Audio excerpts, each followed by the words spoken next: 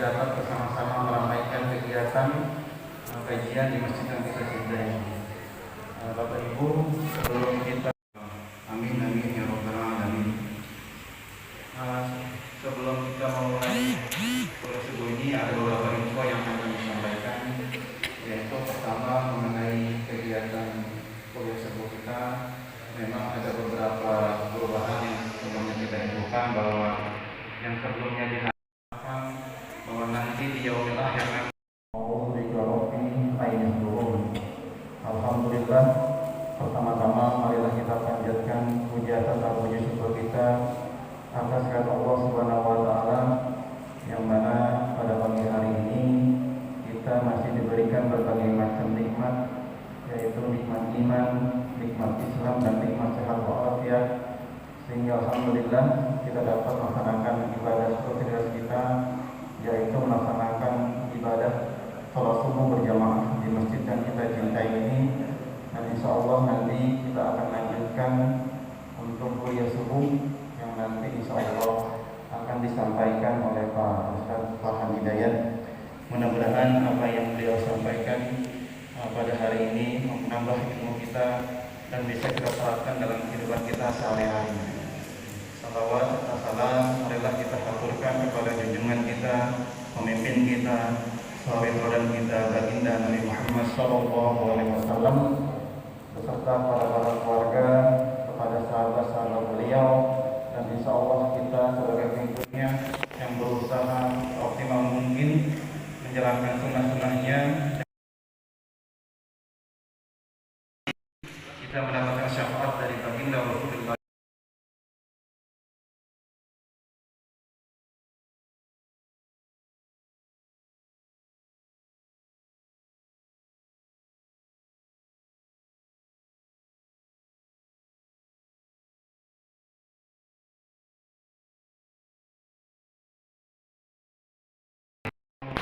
Insya Allah kita akan istiqomahkan di hari Ahad, dan itu waktunya 2 minggu sekali. Jadi bapak-bapak dan ibu-ibu dimohonkan kembali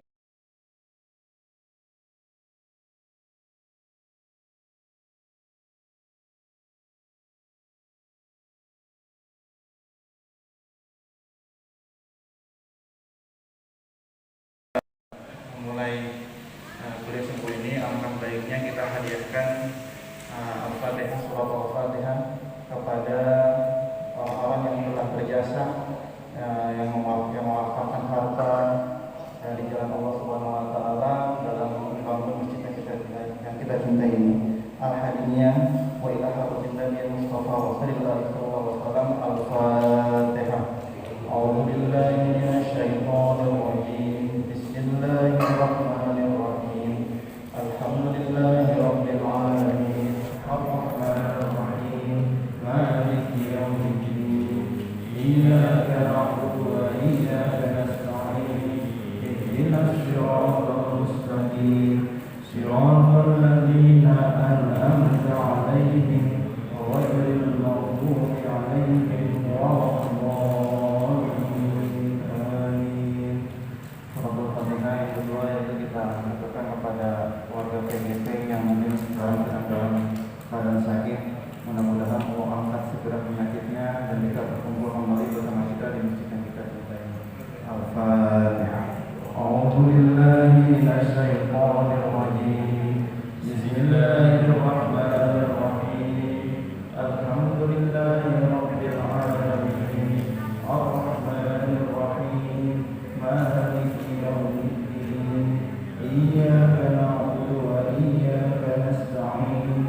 Ihdinas siratal mustaqim. Siratal ladzina an'amta 'alaihim ghairil maghdubi 'alaihim waladdallin. Amin. Baiklah, untuk mempersingkat waktu kepada guru kita Bapak Ustaz Farhan Hidayat, kami silakan.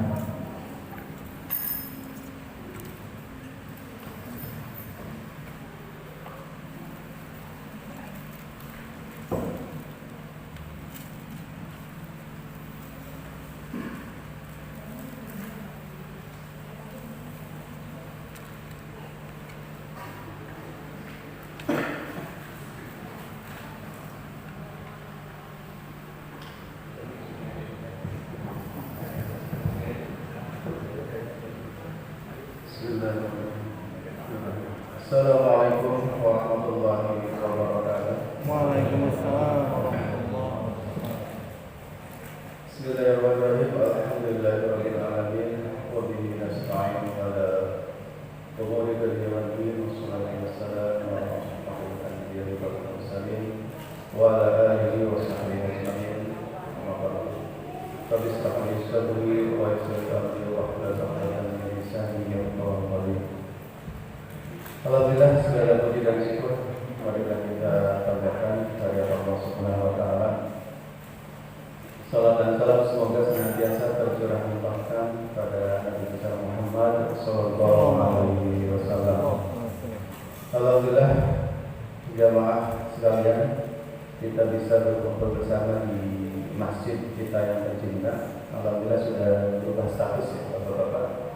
Jadi nanti mohon pengumuman atau bilangin yang bilang lagi Mushola Al-Hakim ya, tapi masjid Al-Hakim, karena pengertian mushola biasanya tidak ada sholat Jumat. Nah, kita sekarang alhamdulillah bisa sholat Jumat, jadi ke depannya kita bilangin bareng-bareng Masjid Al-Hakim.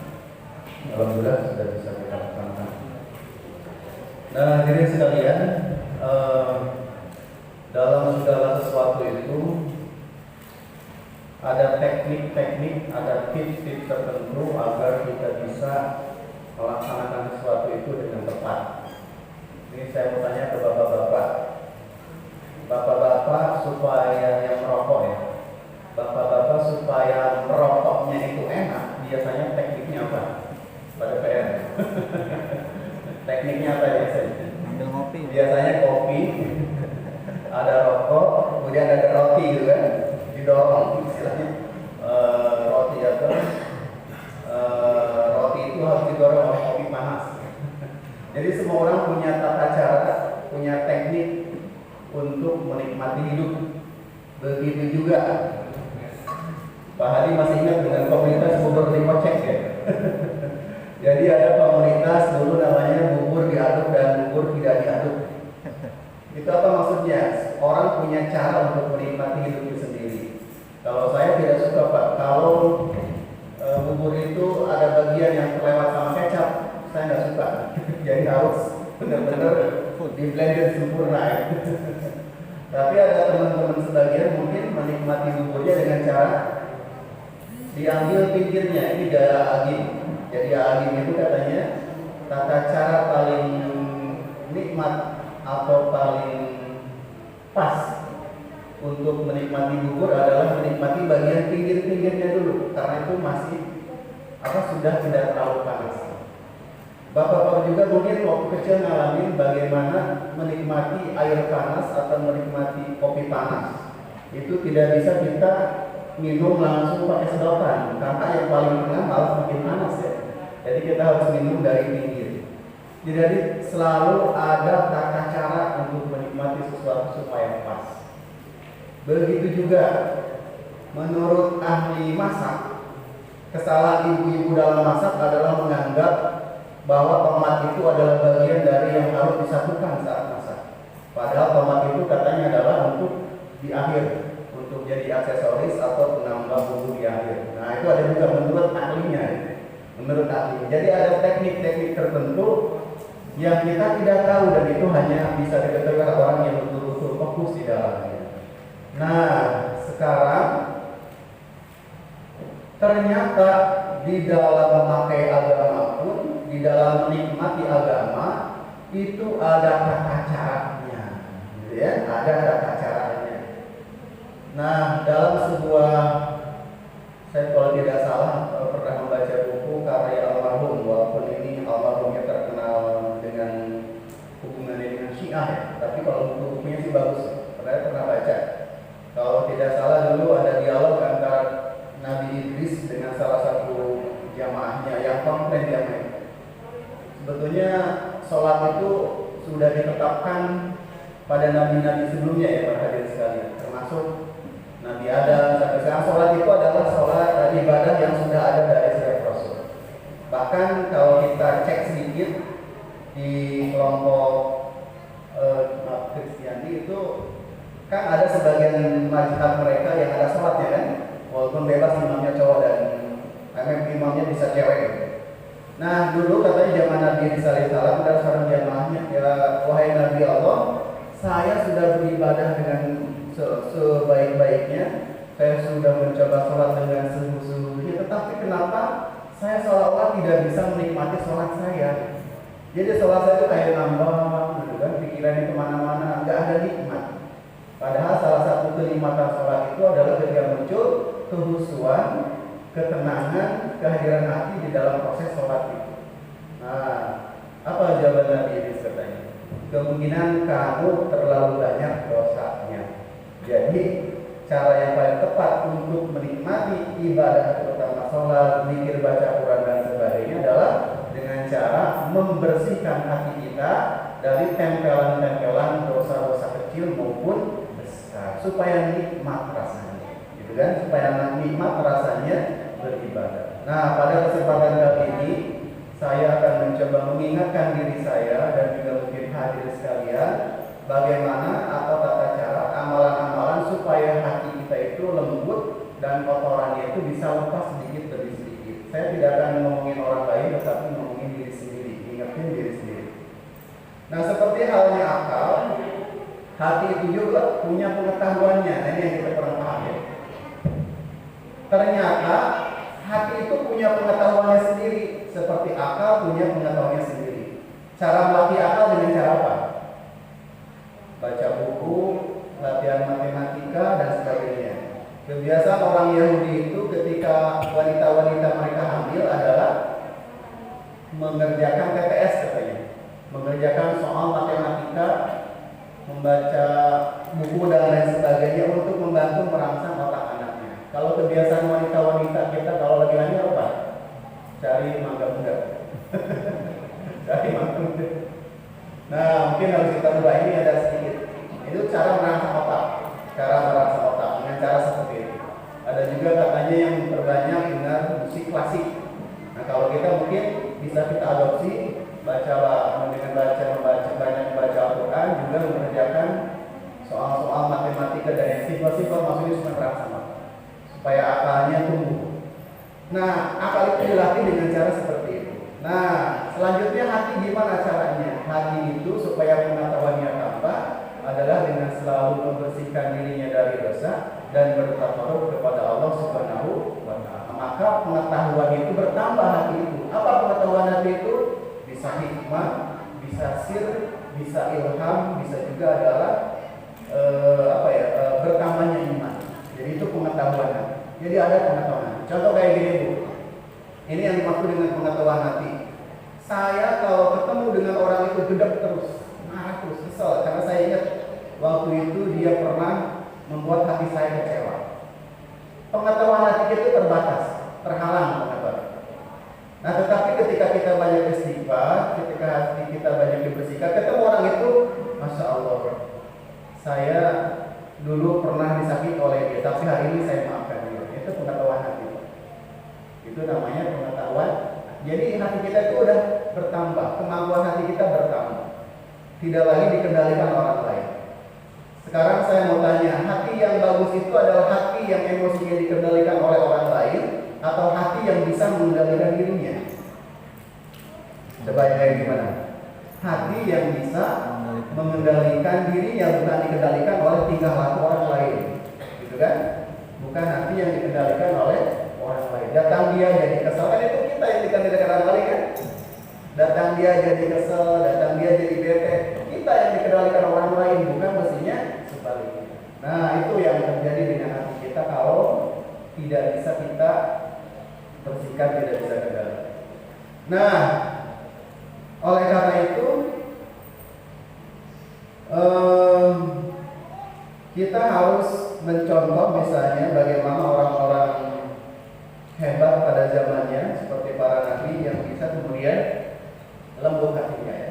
Seperti salah satu ayat Al-Quran yang berbunyi Bismillahirrahmanirrahim, Fabima rahmatin minallah lintalahum walau kunta fadlan ghaidal qalbi lam fadu min halik.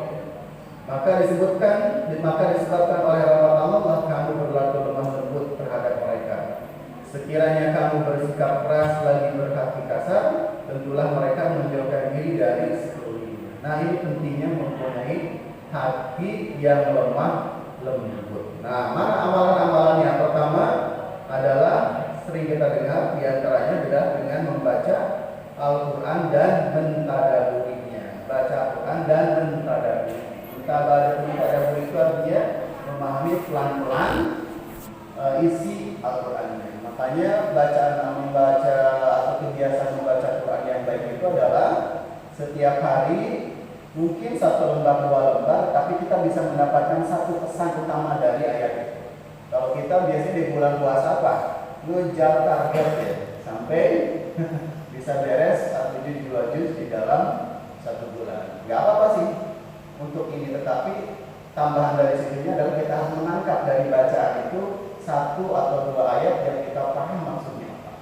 Makanya baca Quran itu bagusnya yang ada di sampingnya itu terjemahannya dikit Pak ya, supaya kita kali-kali bisa buka kata kuncinya apa. Nah, yang kedua, perbanyak zikir mengingat Allah Subhanahu wa taala. Alladzina amanu wa tatma'innu qulubuhum bi dzikrillah. Ala bi dzikrillah tatma'innu qulub. Yaitu orang-orang yang beriman dan hati mereka menjadi tentram dengan mengingat Allah. Hanya dengan mengingat Allah hati menjadi tentram. Nah, ini kita bisa maklumi kalau di tempat-tempat lain itu ada yang namanya majlis-majlis zikir, seperti almarhum kita yang belum sempat kita kunjungi makamnya. Almarhum siapa? Di Gunung Sidur itu Pak Ustadz Arifin. Nah, ini kan beliau punya majlis zikir, banyak majlis. Kenapa? Karena zikir itu bisa menenangkan hati. Kalau hati sudah tenang, maka keputusan-keputusan yang diambil pun akan sangat bijak di dalam kehidupan. Nah, selanjutnya Bapak Ibu sekalian, amalan yang bisa melunakkan hati selanjutnya adalah berteman dengan kawan yang baik agamanya. Jadi kita cari kawan-kawan di tempat kerja. Kalau tempat kerja kan kadang-kadang kita tidak bisa milih Pak ya. Kalau bosnya beda agama, bosnya begini ya, karena dia yang punya duit dari kita ikut. Tetapi di dalam perjalanan kita bisa memilih teman mana yang bisa kita ajak sebagai teman curhat. Nah, saya juga suka sedih ya. Ada ibu-ibu atau bapak-bapak punya teman yang kurang baik, akhirnya curhatnya pada teman yang kurang baik itu, akhirnya kan malah akhirnya dibuka kemana-mana. Nah, ini berbahaya. Pentingnya sekali memilih teman diskusi, teman curhat yang paling bagus. Ya. Jadi berteman dengan orang yang baik agama. Seperti yang disampaikan dalam sebuah hadis, ini perumpamaan teman yang baik itu seperti teman atau orang yang menjual minyak wangi. Maka kalau kita dekat-dekat dengan orang itu, kecipratannya minyak wanginya. Tetapi kalau kita dekat-dekat dengan tukang apa itu las atau tukang ini, maaf ya pengen tukang las. Maksudnya cipratan apinya itu bisa. Ini perumpamaan. Kalau pengen masuk sebetulnya sih standarnya penjual minyak wangi, cuma kerjaan kadang-kadang melas. Nah, perumpamaan ini ya, jadi seperti kita kalau dekat-dekat dengan pandai besi itu kan kecipratan panasnya. Jadi kita harus hubungi dengan orang-orang yang soleh biar kecipratannya adalah kecipratan yang bagus-bagus. Selanjutnya, menyayangi anak kecil atau anak yatim piatu. Jadi dalam satu hadis kan kata Rasul, salah satu cara melembutkan hati adalah dengan mengusap kepalanya anak yatim. Ingat Bu, anak yatim itu bapak-bapak. Ini jangan salah kaprah bapak-bapak. Anak yatim itu ada 2 syaratnya apa Pak? Nah itu Pak. Pertama, tidak punya ayah ya. Yang kedua, belum akil balik. Kalau di kitab Mirjani itu bukan yatim piatu. Jadi nggak boleh lulus-lulus. Beda zamannya. Jadi jangan salah kaprah di bapak-bapak. Bu, Bapak dari mana ini? Lebih lulus kepala anak yatim. Ternyata ada kepala yatim yang ada bapak. Yang sudah balik, jangan. Jadi kepala anak yatim yang masih belum balik dan sudah tidak punya ayah. 2 syaratnya ya anak yatim. Jadi kalau kita udah besar, orang tua ada meninggal, kita tidak masuk yatim lagi, itu ada syarat. Nah, menyayangi anak kecil atau anak yatim atau makhluk-makhluk Allah yang lainnya. Nah, ini sesuai dengan sebuah hadis, irhamu ma fil ardi yarhamukum man fis sama. Jadi sayangilah apa yang di bumi, maka yang di langit akan menyayangi.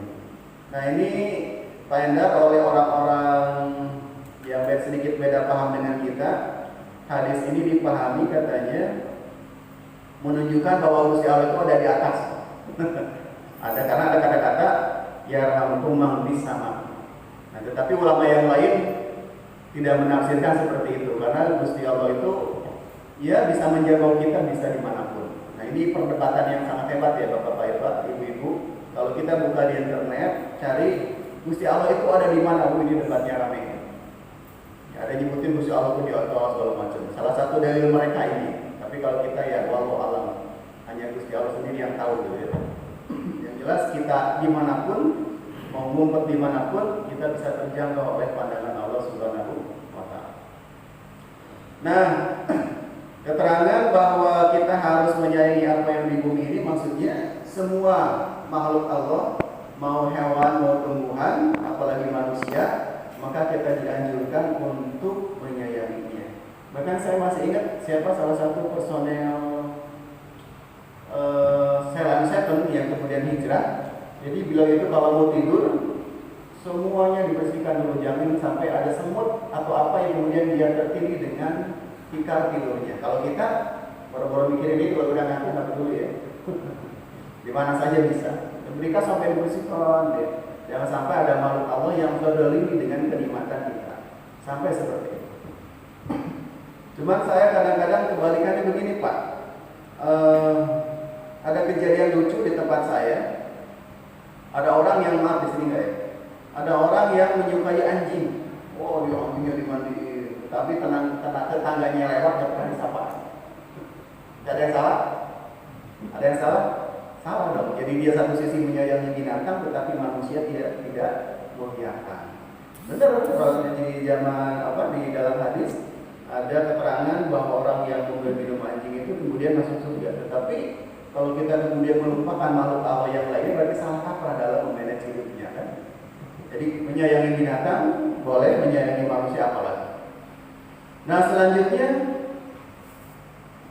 upaya selanjutnya supaya hati kita menjadi tenang adalah tentu saja dengan banyak-banyak berdoa kepada Allah Subhanahu wa Ta'ala. Nanti di ujung saya akan sampaikan ada beberapa doa ya yang kemudian bisa melembutkan hati. Kemudian terakhir adalah, bukan terakhir ya, mengingat kematian. Jadi sering-sering juga mengingat kematian. Ada tetangga kita. Nah, ini saya agak miris kalau di antara Bapak Ibu yang masih punya punya ketakutan berlebih dengan kematian. Jadi lihat terangganya aja udah takut, itu menurut saya harus segera dihilangkan dari kita. Karena kenapa suatu saat kita akan menggunakan itu?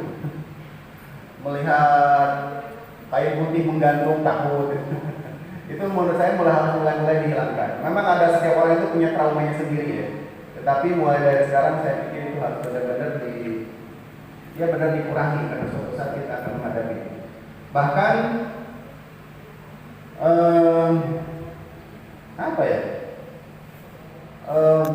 bayangan-bayangan kita tentang makhluk-makhluk yang menyeramkan dan sebagainya itu adalah sesuatu yang suatu saat akan menjadi tahapan kita. Ya, karena ketika kita meninggal, yang kayak gitu itu datang semua kan? Memang kita mau teriak ke siapa? Coba, untuk siapa? Terbuka kan alamnya itu, terbuka.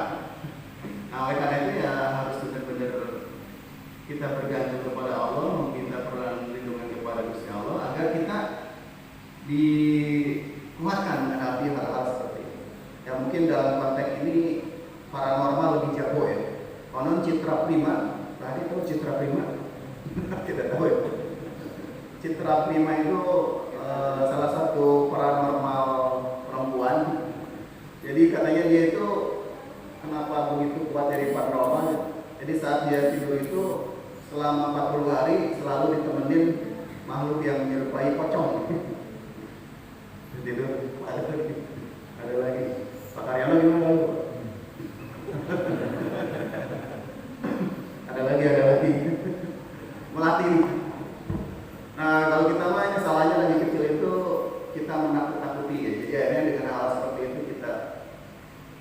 Bukan berarti apa? Bukan berarti ini. Pokoknya melatih mental ya. Ada sesuatu yang lebih dahsyat di alam nanti ini akan kita penuhi supaya kita tidak down. Ya, selanjutnya mengingat kematian. Kullu nafsin dha'iqatul maut. Ada tetangga meninggal, kita datangin. Nah, mulai dari salah satu cara supaya kita terhindar dari ketakutan yang berlebihan itu adalah dengan cara pelan-pelan, pertama memegang mayat dulu, gitu ya. Memegang mayat dulu, memandikan. Karena suatu saat saya khawatirnya seperti ini, kalau kita takutnya berlebihan kayak gini, Pak. Kita melihat mayat takut, melihat ini takut. Takutnya ketika kita meninggal gak ada yang ngeliatin kita. Itu aja seperti ini. Itu aja yang saya khawatirkan. Oleh karena itu kita harus pelan-pelan. Silakan. Selanjutnya adalah hindari melakukan dosa. Nah, ini yang paling harus kita hindari. Abu Hurairah meriwayatkan bahwa Nabi berkata, sesungguhnya ketika hamba Allah melakukan dosa, bintik hitam muncul di hatinya. Ketika dia menahan diri dari itu, mencari pengampunan dan berobat, hatinya dipoles bersih. Tetapi jika dia kembali melakukan perbuatan dosa, maka perbuatan dosa itu akan meningkatkan sampai menutup seluruh hatinya. Nah, ini yang disebut dengan rona. Kan ada sebuah ayat yang berbunyi, "Kalla bal rona ala qulubihim ma kanu yaksibun." Ya. Tidak, tetapi di hati mereka ada ada penutup yang mereka hasilkan sendiri. Jadi orang-orang durhaka, orang-orang kafir, mengapa mereka tidak mau beriman? Karena di dalam hatinya ada rona, ada penutup yang diciptakan dari perbuatan dosa. Jadi jangan sampai perbuatan dosa kita itu menutupi hidayah dari Allah Subhanahu wa Ta'ala. Nah, yang terakhir, sebetulnya bukan yang terakhir, banyak lagi ya mendapatkan cara melembutkan hati itu adalah dengan sholat 5 waktu, tepat waktu dan berjamaah. Dalam sebuah hadis dikatakan, wa qala sallallahu alaihi wasallam, man adrakal jamaah arba'ina yawman kataballahu lahu bara'atan minan nar wa bara'atan minan nifaq. Barang siapa salat berjamaah 40 hari, maka Allah Ta'ala menetapkannya bebas dari api neraka dan bebas dari sifat munafik. Jadi kalau kita ingin bebas dari api neraka dan ingin bebas dari sifat munafik, maka usahakan tidak putus salat berjamaah selama 40 hari. Ya, cuma susah ya. Di sini kita bisa berjamaah, tapi kalau di kantor kadang-kadang disibukkan dengan kerjaan dan sebagainya. Terakhir Bapak Ibu, ini ada 2 cara nih ya. Kalau misalnya nih ada doa untuk melembutkan hati orang lain. Maksudnya gimana? Suatu saat saya dapat amalan ini dari paman saya. Begini kejadiannya. Jadi paman saya itu seorang kiai di kampung, kemudian dikasih wakaf tanah segala macam. Nah, suatu saat dengan pewakafnya itu ada sedikit masalah. Nah, ternyata beliau mengajarkan kepada saya salah satu doa ini gitu ya. Jadi caranya gini Bapak-bapak. Jadi kalau misalnya Pak Hadi di kantor ada atasan yang keras banget gitu ya, ngatur banget, susah banget, itu ada tata caranya supaya kita bisa dekat dengan dia supaya hatinya tidak terlalu keras. Ada caranya. Caranya itu adalah pertama dengan sholat hajat 2 rakaat, biasa segala macam. Nah, di ujungnya membaca doa. Doanya biasa. Allahumma innaka antal azizul kabir wa na'atul rahim. Allahumma sahhir.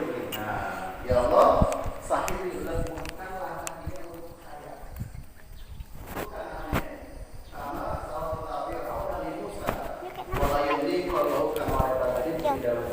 Baik itu illa bidika nasiyatu dalika wa qalbu fi yadika jalla sanahu wa bika ya rahman.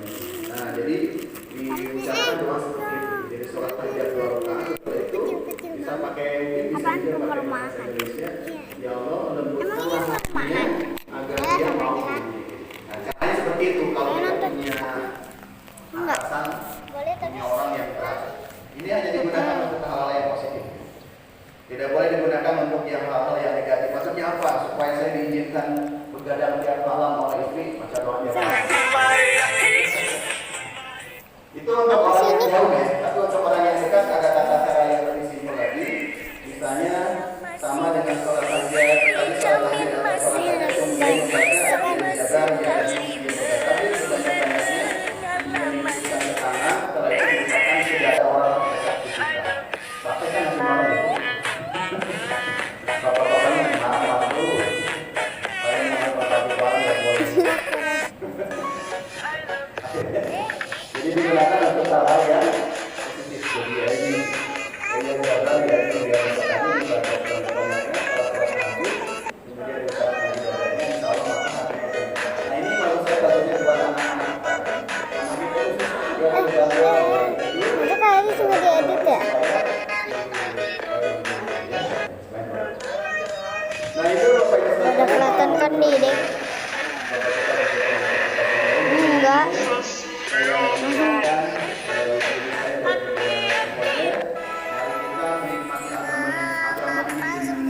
sebaik-baiknya seperti kita menikmati kehidupan yang lain, jadikan sholat kita, zikir kita,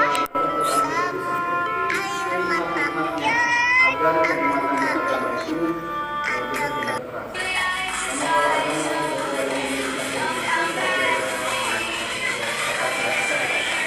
akhirnya nanti orang-orang akan kabur dari agama. Iya.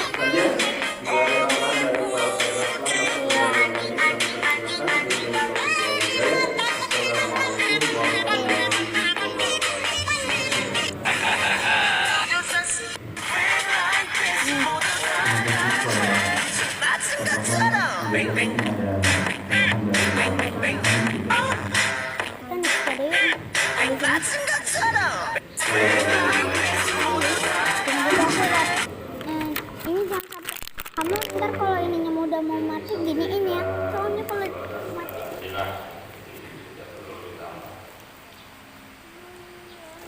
ada doa-doa juga itu.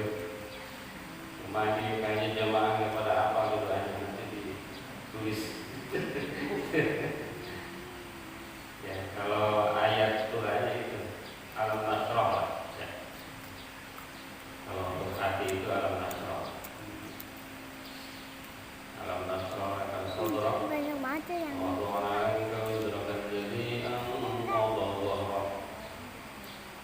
Kalau ini lagi ditempel di dada itu kan.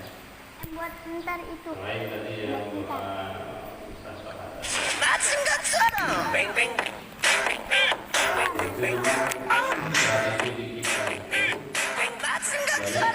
Ica makan.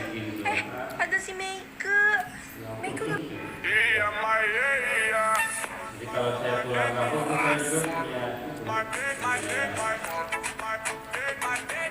tua ya, tua itu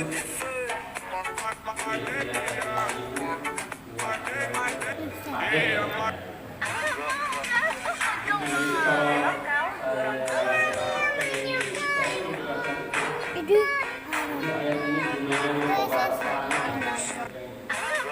ada yang di SS kali.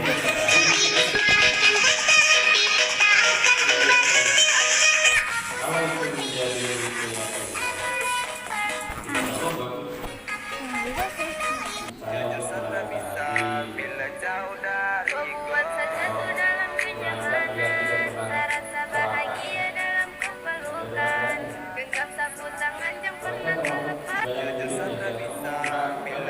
Idolku tersayang, janganlah kau bubar sampai mama papa kirimkan aku sayang. Ku di sini. kalau di jalan itu apakah ada yang mau doakan di sana? Ada kan sekolah kayak gitu. Seseorang terngiang-ngiang, aku jadi gimana gitu ya kan. Kita udah putus tapi ku masih sayang. Tapi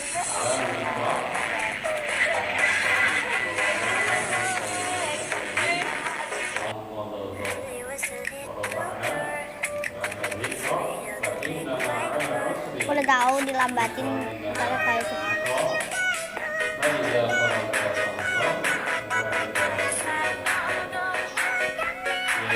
Jangan perempuan harusnya rok ya. Harusnya rok ya. Dia malas mana?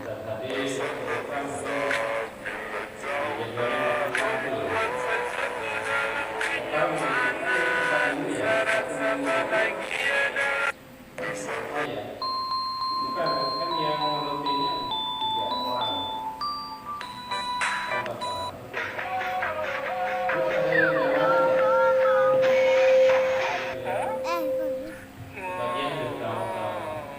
Kalau saya pengennya, kalau saya pribadi ya, misalnya kita kerja di bidang Ayo, kalau terangkau misalnya ya, coba ini yuk. Mak, bikin kayak gitu pakai lagunya ini. Ayo di belakang. Ininya kamu taruh ibu kamu aja. Aku tadi taruh di mama aku. media dalam Udah nggak apa-apa itu. Cepetan kita bikinnya di sini. Udah nggak apa-apa di situ aja.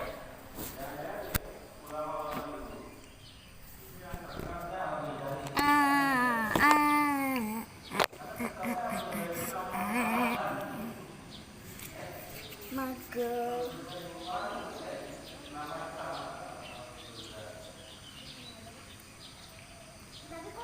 Aku buka ini ya. Aduh udah loh.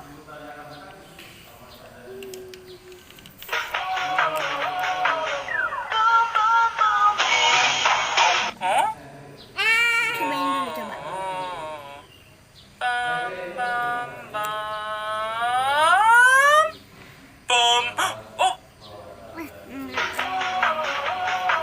Janganlah, jangan kocak. Ya. Kamu lupa yang ngapus. Udahlah. Ya Allah.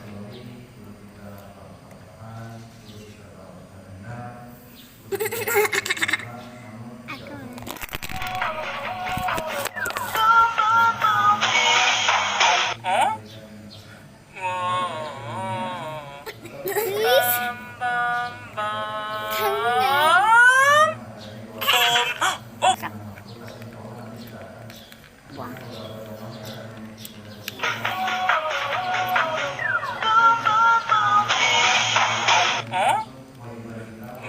Kecil banget kepalaku dong.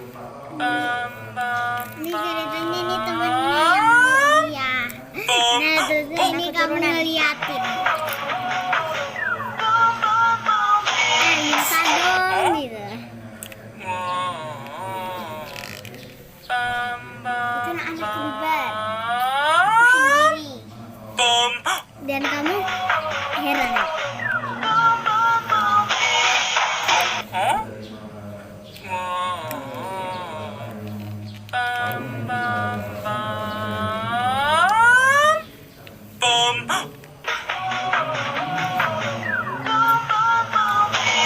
Aku kreatif banget cuy kayak gitu jadinya.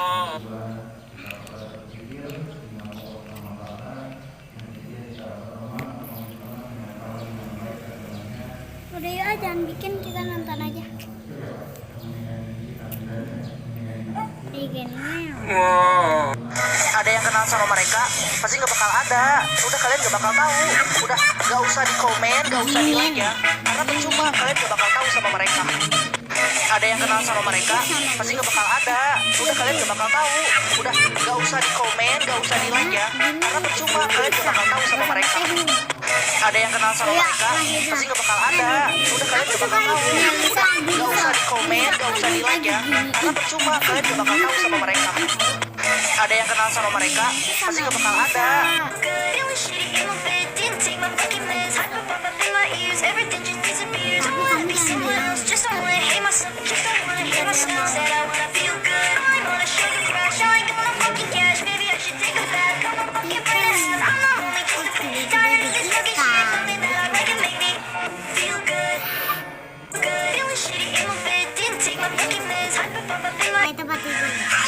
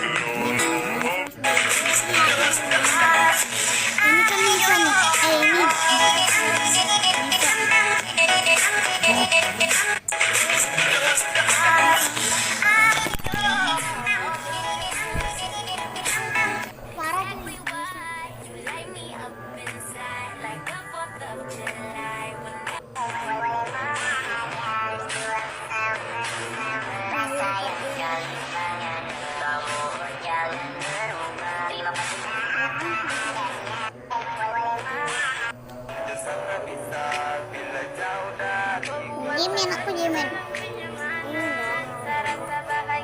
Enggak, aku kan Jimin. Nih, kalau Jimmy tuh Taehyung. Ih, sama aja cuy, aku kan sukanya kan. Nggak boleh diganti.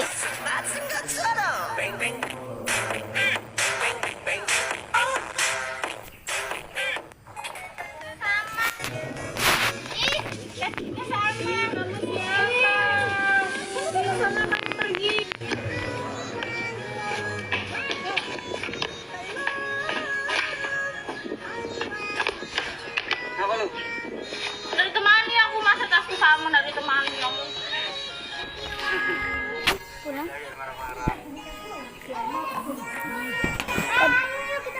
Belum. Sebentar lagi, sebentar.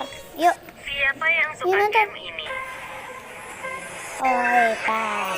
Aku mah setiap hari malah.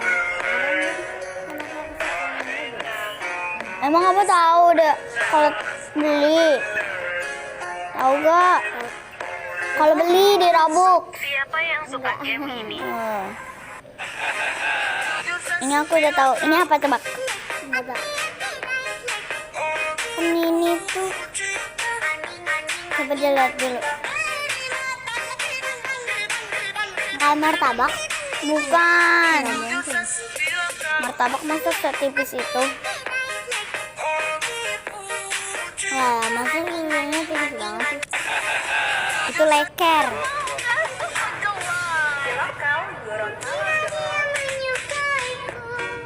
Iya. Siapa yang suka game ini? Enggak. Dan ini.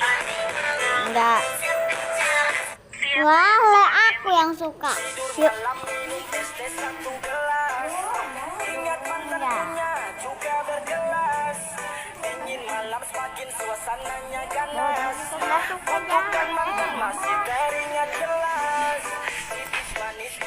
Ayo, Cil.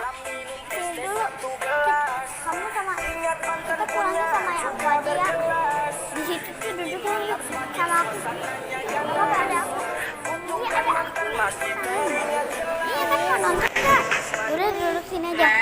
Mau Ntar sama aku ya pulang ya. Oke, Mak. Aku mau Aku mau. Mak, udah. Cebok, Mak.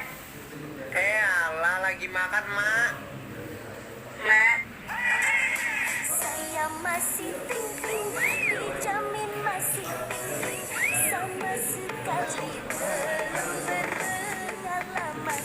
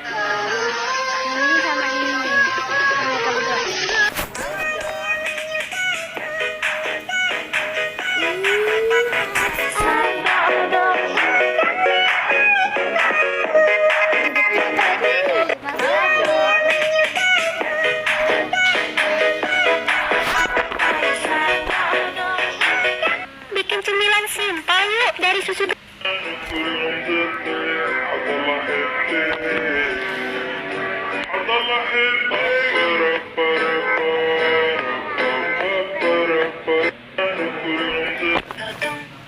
rappelt im Karton, es rappelt im Karton.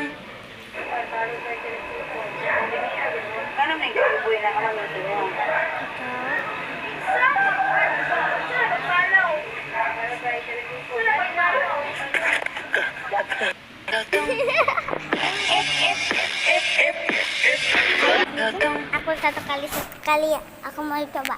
Tapi ntar langsung dihapus.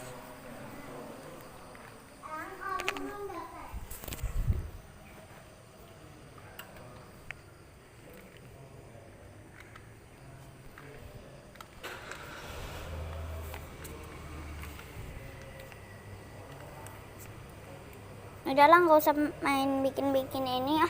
Itunya nggak ada. Itunya nggak ada.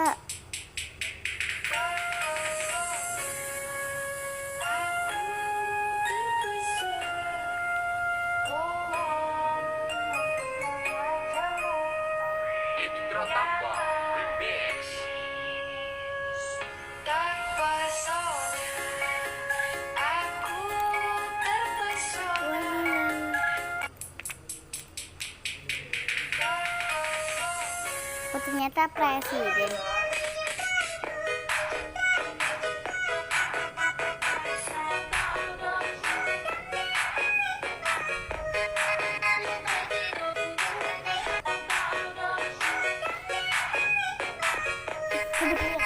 Udah pulang belum? Belum. 99% orang nggak bisa ngelakuin ini. Oke, jadi gini, kalian taruh tangan kalian gini di meja, terus kalian angkatin satu-satu ya. Kalian angkatin jempol, angkatin telunjuk, terus angkatin jari kelingking kita. Bisa kan? Sabar. Sekarang kalian coba angkatin jari manis kalian. Nggak bisa kan? Nah, kalau kalian bisa, berarti kalian unik banget. Kalau bisa, duetin ya, gue mau lihat ya. 99% orang nggak bisa ngelakuin ini. Kan? Oke, jadi gini, Ini kalian taruh tangan kalian gini di meja, terus kalian angkatin satu-satu ya. Kalian angkatin jempol, Nggak kuat banget angkat. cuy. Bisa.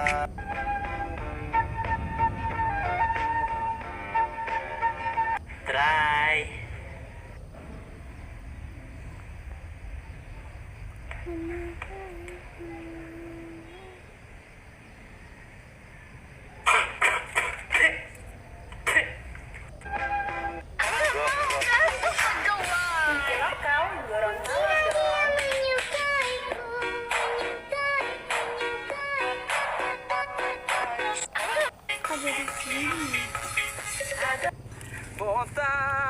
Botak, judulnya botak. Ini lagu Bang Bang, ambil kopinya.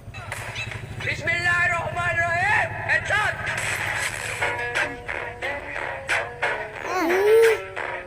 Bagus dah. Untung ngolah sama si sapi laib. Ini fresh cemen. Jadi lagi makan enak banget dah.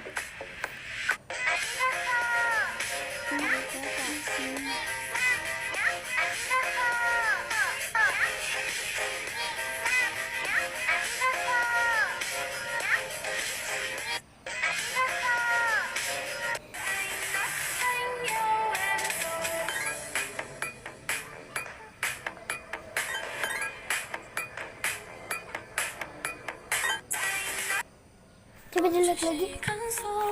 Belum. Sebentar lagi aja. Suka nonton. Ini anime. Bercerita tentang Nggak boleh bocil yang nonton tenggelam, anime, guys. tahu kita. Emaknya pun kaget dan mencoba untuk menyelamatkannya. Ternyata bocil itu malah diselamatkan oleh seekor gurita, guys. Dan emaknya pun senang karena bocil itu nggak jadi tenggelam. Akan tetapi gurita yang menyelamatkan anak tadi malah ditangkap, guys, dan dijadikan bahan penelitian. Profesor pun sangat menyukai gurita itu, guys. Setelah penelitian itu selesai, Tapi bohong. Jangan aku kepleset. Main sepatu roda yuk ntar. siapapun yang bisa bikin pola paling jelek. Oke, kita coba aja kali. Mulai.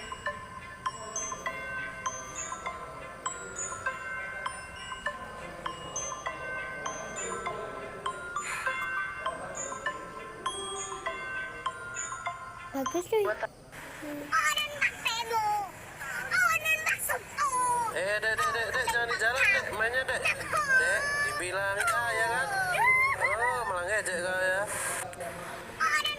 Oke, katanya ini efek bisa merubah kita jadi orang yang mirip sama kita. Oke. Mirip. Kok gini? Oke, katanya ini efek bisa. Ramat halu. Ayo pulang. Kita main sepeda yuk. Kok bisa ya mirip kayak Atta Halilintar? Ya, ayo pulang.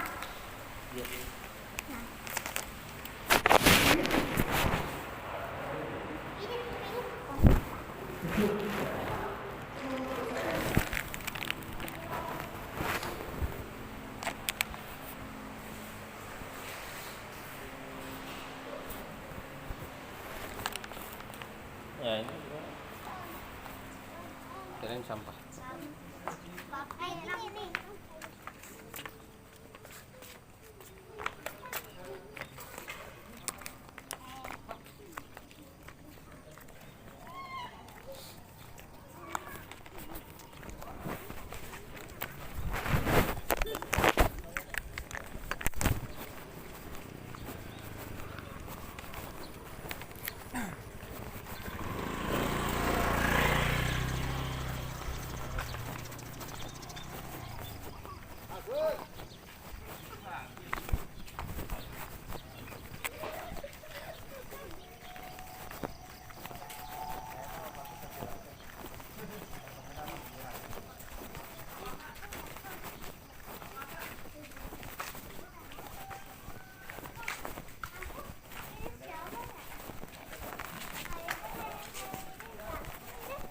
Aduh.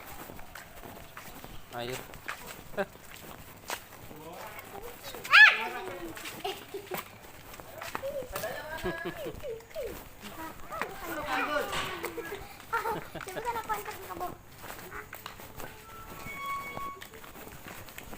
Kebagian berapa menit kalau banyak gitu?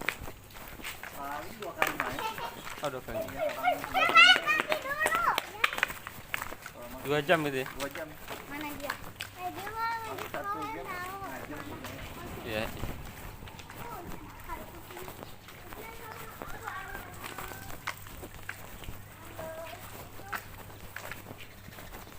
Kalau di gor enak ya, nggak ada angin ya? Ya.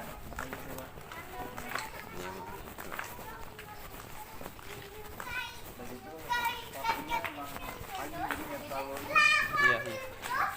Bagus. Makan selesai. Bagus.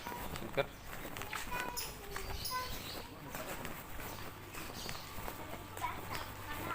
Berangkat kapan, Bu?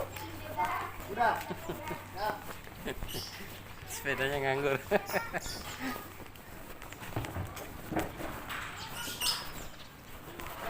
Ayo, Kakak.